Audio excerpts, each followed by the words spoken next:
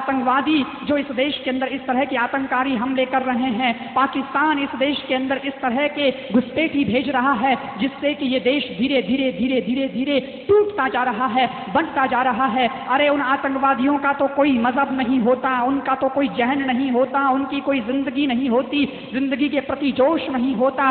देश के दुश्मनों ने उन लोगों के हृदय के अंदर दरिंदगी का दलदल भर दिया है और निर्दोष लोगों का खून ही उनके लिए जश्न हो गया है। अगर हम अब नहीं चेते तो ये आतंक की आग सुरसा के मुंह की तरह फैलती रहेगी और हम सब लोग उसमें समाते जाएंगे। धीरे धीरे धीरे धीरे ये देश आतंक की आग में जलता रहेगा।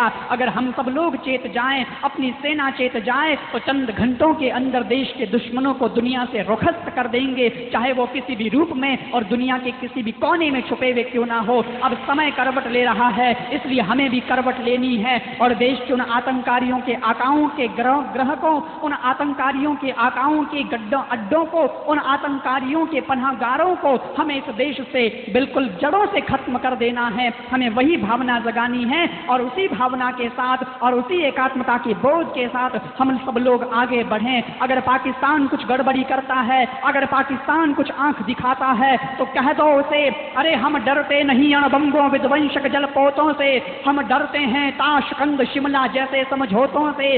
सियार भेड़ियों से डर जाए वो शीहों की संतान नहीं, भरत वंश के पानी की अभी है तुमको पहचान नहीं। अरे एटम बम बना करके तुम किस मद में फूल गए, 65, 71 और 99 के युद्धों को शायद तुम भूल गए। याद करो अब्दुल हमीद ने पैटर्न टैंक जला डाला, हिंदुस्तानी नेटों ने अमरीकी जेट जला डाला। याद करो गाजी का बेड़ा झटके में ही डुबो दिया, ढाका के जनरल न्याजी को दूध छटी का पिला दिया। याद करो 90,000 बंदी पाक जवानों को, याद करो शिमला समझौता, इंदिरा के एहसानों को। अब की जंग छिड़ी तो सुन लो नामो निशान नहीं होगा, अब की जंग छिड़ी तो सुन लो नामो निशान नहीं होगा। कश्मीर तो होगा लेकिन पाकिस्तान नहीं होगा, कश्मीर तो होगा लेकिन पाकिस्तान नहीं होगा। पाकिस्तान से मैं कह देना चाहता हूँ, लाल कर दिया लहू से तुमने श्रीनगर की घाटी को, किस गफलत में छेड़ रहे हो तुम सोई हल्दी घाटी को।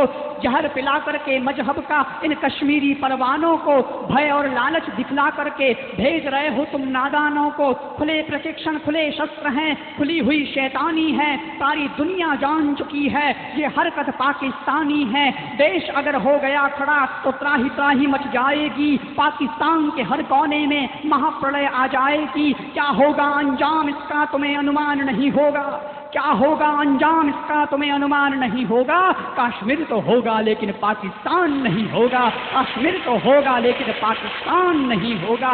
इसलिए चेतो मेरे भाइयों, चेतो मेरे भारतीयों, अब केवल हाथ पर हाथ धरने का समय नहीं रह गया है, क्योंकि अब हम सबको कदम उठाने का समय आ गया है। और हम कदम उठाएंगे तो ही तो सफलता प्राप्त करेंगे, तो ही तो अपने लक्ष्य को पूरा करेंगे, तो ही तो हम अपनी मंजिल को प्राप्त करेंगे। सुबह बढ़ने के लिए हर शाम को ढलना पड़ता है, बढ़ने के लिए मोती बर्फ को पिघलना पड़ता है। हाथ पर हाथ धरे ही बैठे मत रहो तुम, पानी के लिए मंजिल हर इंसान को चलना पड़ता है, पानी के लिए मंजिल हर इंसान को चलना पड़ता है। इसलिए हाथ पर हाथ धरने का समय नहीं है, अब तो उठ करके सामना करने का समय है। आंधियां चलने लगी है, ज्वार पैदा करो, कंठ में क्रंधन नहीं बल्कि हुंकार पैदा करो।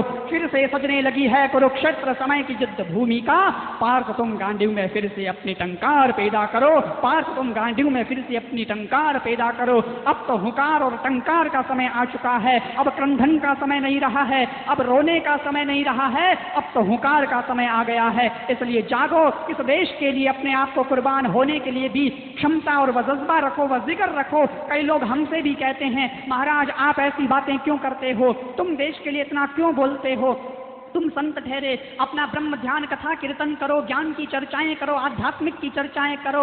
अरे महाराज देश के लिए तुम ये सब बातें क्यों कहते हो, तुम्हें कोई गोली से मार देगा, तुम्हें भी कोई उड़ा देगा। तो मैं तो उन लोगों से कहता हूं, अरे अगर कोई हो तो सही मारने वाला, सामने आए तो सही, हम तो इस देश के लिए मरने के लिए भी तैयार हैं। मेरा तो जन्म ही इसीलिए हुआ है, इस देश के लिए कुर्बान हो जाना, इसमें मुझे कोई खेद नहीं है, मुझे कोई शौक नहीं है। मैं इस देश के लिए कुर्बान होने को भी तैयार हूं। हूँ, इस देश के लिए तो अपनी जान देने को भी तैयार हूँ। मैं तो यहाँ तक कहना चाहूँगा, ये धरा चाहिए, ये गगन चाहिए, आंखों में एक तासा स्वप्न चाहिए। जियूं तो तिरंगे के खातिर जियूं, और मर भी जाऊं तो तिरंगा कफन चाहिए, मर भी जाऊं तो तिरंगा कफन चाहिए। इस तिरंगा के लिए तो मर मिटने को भी हम संत तैयार हैं। संत और शूरवीर, संत और सैनिक, संत और सिपाही, उनका तो एक ही काम हुआ करता है, एक ही उद्देश्य उनका हुआ करता है। इस देश के अंदर एक बात याद रख लो, भ्रष्ट नेताओं को कभी जागने मत देना और संत और सिपाहियों को कभी सोने मत देना। इस देश का कल्याण हो जाएगा,